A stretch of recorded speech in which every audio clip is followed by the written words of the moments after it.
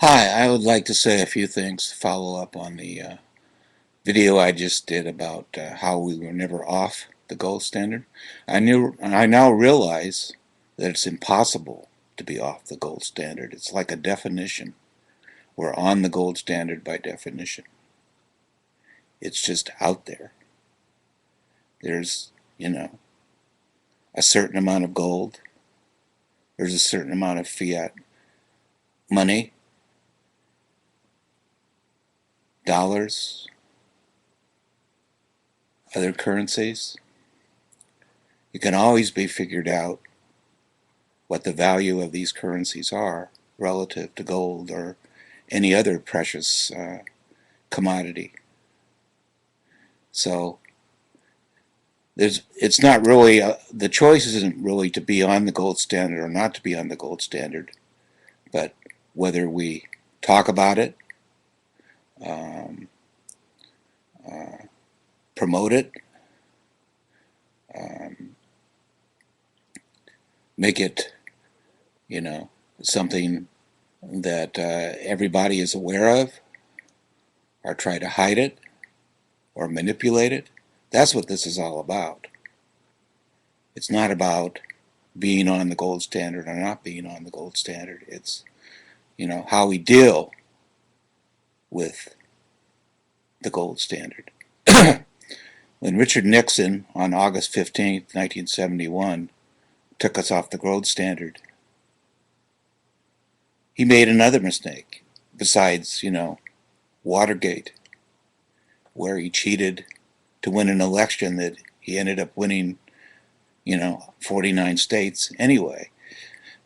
So his mistake was thinking we could get off of it, because there were those who noticed that the value of the dollar began to fall.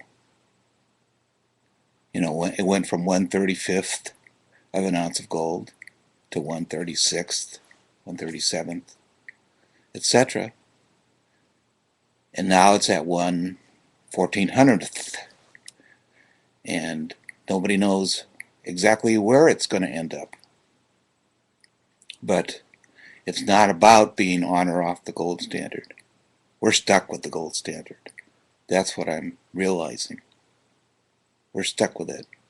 And we've got to do our best to buy silver and gold so that we can stop the manipulation and let everybody know.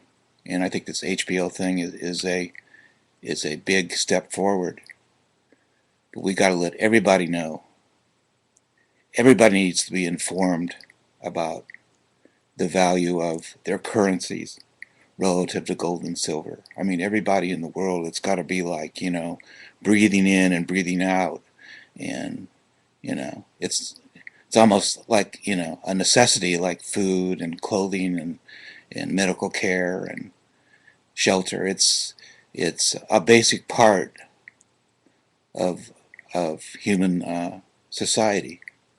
And I don't see, it's almost like a physical scientific law. I don't see how we can get around it. There's always going to be something that's going to be scarce, and there's always going to be attempts to create value from valuelessness. And it's a matter of,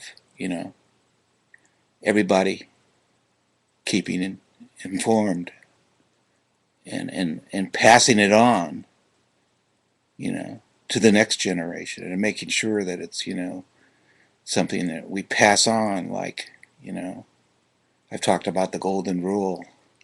Seems to be something that isn't being passed on. Or KISS, keep it simple, stupid.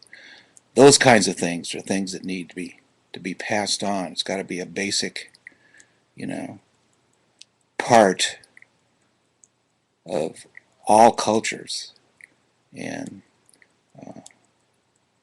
when that happens, it's still going to matter what kind of government we have, but you know, as something else that we need to pass on, which is that, people change from the inside, you know.